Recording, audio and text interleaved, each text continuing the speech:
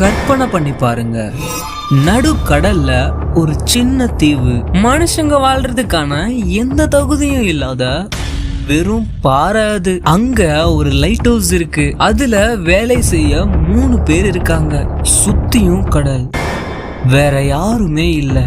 ஒரு நாள் அந்த தீவுக்கு சாப்பாடு கொண்டு வர்ற கப்பல் போகுது. ஆனா அங்க யாருமே இல்ல. கதவுகள் பூட்டப்பட்டிருக்கு, மேஜை மேல சாப்பாடு பரிமாறப்பட்டிருக்கு. ஆனா சாப்பிடதான் ஆட்கள் இல்ல.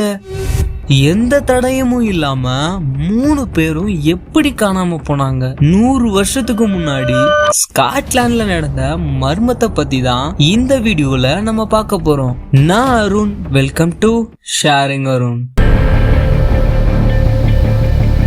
வருடம் 1900 டிசம்பர் மாதம் 26ஆம் தேதி ஸ்காட்லாண்டுக்கு பக்கத்துல இருக்கிற பிளாண்ட்லேண்ட் தீவுக்கு ஹாஸ்பரஸ் அப்படிங்கிற கப்பல் போகுது. வழக்கமா இந்த கப்பல் வரும்போது லைட் ஹவுஸ்ல வேலை செய்யறவங்க கொடி அசைச்சு வரவேற்பாங்க. ஆனா அன்னைக்கு எந்த அசைவும் இல்ல. கப்பலோட கேப்டன் ஹாரன் அடிச்சு பாக்குறாரு, எந்த பதிலும் இல்ல. அந்த கப்பல்ல வந்த ஜோசப் மூர் அப்படிங்கிற அதிகாரிக்கு மனசுல ஒரு பயம் வருது. ஏன்னா அந்த லைட் ஹவுஸ்ல இருந்த 3 பேர், தாமஸ் மார்ஷல், ஜோசப் லூக்கட், டொனால்ட் மெக் ஆத்தர், இவங்க 3 பேரும் அவருக்கு நல்லா தெரிஞ்சவங்க. ஜோசப் மூர் மட்டும் தனியா ஒரு படகுல அந்த தீவுக்கு போறாரு. அவர் கரை அடைஞ்சதும் அங்க நிலவிய அமைதி அவரை ரொம்பவும் பயமுறுத்துது. லைட் ஹவுஸ் கதவு பூட்டப்பட்டிருந்தது. ஜோசப் மூர் கதவை உடைச்சிட்டு உள்ள போறாரு. உள்ள அவரு பார்த்த காட்சிகள் ரொம்ப விசித்திரமா இருந்துச்சு.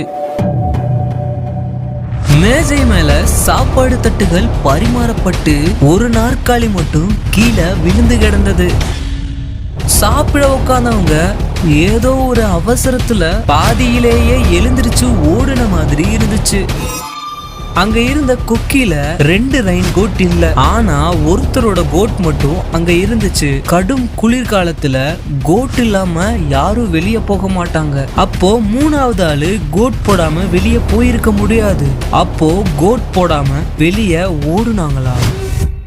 ஏன்? அங்க இருந்த சுவர் கடிகாரம் அவர் வந்த அந்த நேரத்தை சரியா காட்டுது. ஆனா கடிகாரம் அதோட ஓடவே இல்லை. இந்த டைம் தானா அவங்க காணாம போனாங்க அப்படின்னு அவருக்குள்ள ஒரு பயம் கிளம்புது. அதோடைய எல்லா இடத்தையும் தேடுறாரு. அந்த 3 பேரோட ஒரு சின்ன தடயம் கூட இல்ல. இங்கதான் கதையோட மிகப்பெரிய ட்விஸ்டே. அவங்க கடைசியா எழுதின லாக் புக் குறிப்புகளை ஜோசப் மூர் படிக்கிறாரு. அதுல எழுதப்பட்டிருந்த விஷயங்க தான் ரொம்பவும் குழப்பமா இருந்தது. டிசம்பர் 12 கடுமையான புயல் வீசுது. கடல் அலைகள் பேய் மாதிரி சீருது. இப்படி ஒரு புயலை நான் பார்த்ததே இல்லைன்னு எழுதியிருந்தாங்க. அதுல முக்கியமா ஜேம்ஸ் லூக்கட் அழுதுகிட்டே இருக்காருன்னு, தாமஸ் மார்ஷல் பேசாம சிலையா இருக்காருன்னு எழுதி இருந்துச்சு. இவங்க 2 பேரும் ரொம்ப தைரியமான அனுபவம் வாய்ந்த மாலுமிகள். அவங்களே அழுதாங்கன்னா அங்க என்ன நடந்திருக்கும்? டிசம்பர் 15 கடைசி பதிவு. புயல் அடங்கிருச்சு, கடல் அமைதியாகிருக்கு, கடவுள் எல்லாரு மேலயும் இருக்காரு. The God is overall அப்படின்னு முடிச்சிருக்காங்க. ஆனா இதுல பயங்கரமான விஷயம் என்னன்னா, டிசம்பர் 12, 13, 14 தேதிகள்ல அந்த தீவை சுத்தி எந்த புயலும் இல்ல.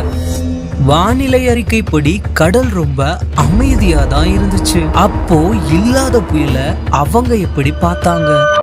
அதுக்கான பதில் இன்னைக்கு வரைக்கும் தெரியாம தான் இருக்கு.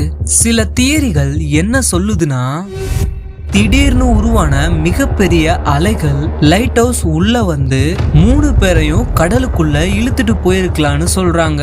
பட் அப்படி அலை வந்த மாதிரி எந்த தடயமும் இல்ல. தனிமை இல்ல, ஏதோ ஒரு பயத்துல அவங்களுக்குள்ள சண்டை வந்து ஒருத்தர் கொன்னுட்டு கடல்ல விழுந்திருக்கலாம் அப்படின்னு சொல்றாங்க. பட் அப்படி நடந்திருந்தாலும் அதுக்கும் ஒரு சின்ன க்ளூ கூட இல்ல. கடல் கன்னிகள் இல்ல கடல் ஆவிகள் அவங்கள கூட்டிட்டு போயிட்டதா சொல்றாங்க. ஆனாலும் 100 வருஷமா இன்னும் அந்த லைட் ஹவுஸ் அங்கதான் இருக்கு. அந்த 3 பேருக்கு என்ன ஆச்சுன்னு அந்த கடலுக்கு மட்டும்தான் தெரியும். இத பத்தி யோசிச்சு பாருங்க. அண்ட் இந்த வீடியோ உங்களுக்கு பிடிச்சிருந்தா லைக் பண்ணுங்க. அடுத்த வீடியோல இன்னொரு மர்மத்தோட சந்திக்கிறேன். மறக்காம கீழே தெரியுற அந்த சப்ஸ்கிரைப் பட்டனை அழுத்திருங்க. சோ உங்களிடமிருந்து விடைபெறுகிறேன். உங்களில் ஒருவன் அருண்.